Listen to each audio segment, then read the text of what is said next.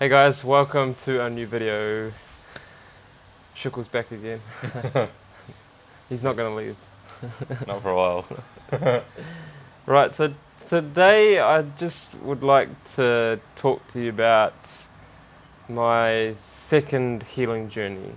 Okay, and I want to get him involved because you've heard a lot about me, but you haven't actually heard his experience of what he went through, looking at me going through healing. And I think this will help other people out there get a different perspective on what I went through, and some of the struggles I faced, and he'll might explain that a little bit differently to what I've explained it in the past as well, and do a bit of a back and forth, I guess. Yeah, So for sure. let's start off with so this is the second kind of detox that I went through, or second healing phase that I went through when I started eating meat and stuffed myself up again. You didn't learn your lesson the first time. I didn't learn my lesson the first time, which is fine. Yeah, I think, fine. Everyone makes mistakes. and mistakes are a key to. It's an important part of your journey. Yeah, it is. And so, do you want to just tell the audience, when you saw me going through, the tough times,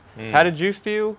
And yeah, just describe what I was like, and Yeah. you saw me on the toilet. I guess the second time it wasn't necessarily as scary as the first time, because the first time we had no idea that you could even heal this, and we saw him. I went to Japan. I saw him in the hospital, and he looked like a skeleton, and it was pretty horrible. But the second time we knew that the body could heal because he'd already been healed. But I guess what we could talk about is his experience of it, because I think obviously a lot of people aren't aware of how much of a toll this healing process puts on you, both physically and emotionally, and it really put a massive toll on you, both physically and emotionally. Yeah, the second time was more emotional because I felt like, why is this happening to me again? And that's why I struggled even more. I had to pull myself out of some tricky situations. But what I want you to tell them is, like, when you saw me going through my, healing phase, like, what are some of the experiences that I faced? Like, when you saw me going to the bathroom, and like, how did you feel about that? Like, what was your feeling? It's not fun. You never want to see anyone that you care about or is close to you suffering like that. So I'll just talk to you guys a little bit about a few things that I witnessed Shamiz go through, because some of you guys who are possibly on the healing journey yourselves might be going through a similar situation, and kind of to let you know that this is the kind of stuff that can happen. So, and it's like a third person's view. Yeah, absolutely. And so here's a few of the things that he went through. He was really weak. Okay, so really weak. He lost a lot of weight, and it was really hard for him to get out of bed sometimes.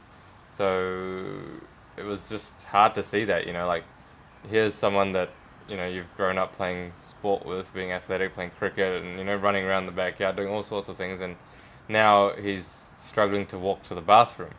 So that's something that no one likes to see that. I mean, it's not fun. So we all wanted him to get better as fast as he could, but we also understood that the body heals itself. Luckily, we understood the second time, but he found it hard himself to get him out of an emotional rut, which I guess he kind of was questioning his self-worth and all that kind of stuff as well. But so just physical things, struggling to get out of bed, struggling to go to the, even walk to the bathroom, that would really exhaust him. Eat, like, absolutely no appetite. I think there was one point where there were 3 weeks where he would really, like, hardly eat. Like, I don't think you might have, a couple of days where you might have eaten more than 1 or 2 bananas. And Mum used to sit there spoon feeding him water because he wouldn't even bother drinking. And I think that was part of his mindset, where he was like contemplating whether he wanted to be here or not, contemplating whether it was worth living. So that kind of plays a role in it as well. Then he would go to the bathroom. Sometimes I remember he'd sit on the bathroom for an hour, like sit on the toilet for an hour. It'd be in excruciating pain.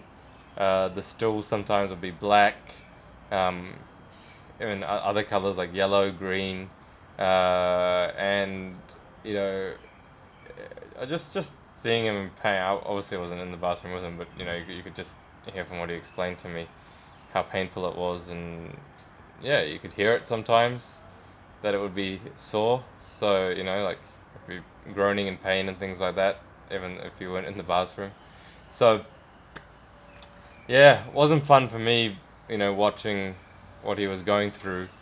But I guess if you look back at that experience now, you know, even though it was physically torturing for you, you realize why it had to happen, because you know, you put yourself in that situation, didn't you? Like a lot of people like question, oh, why is this happening to me?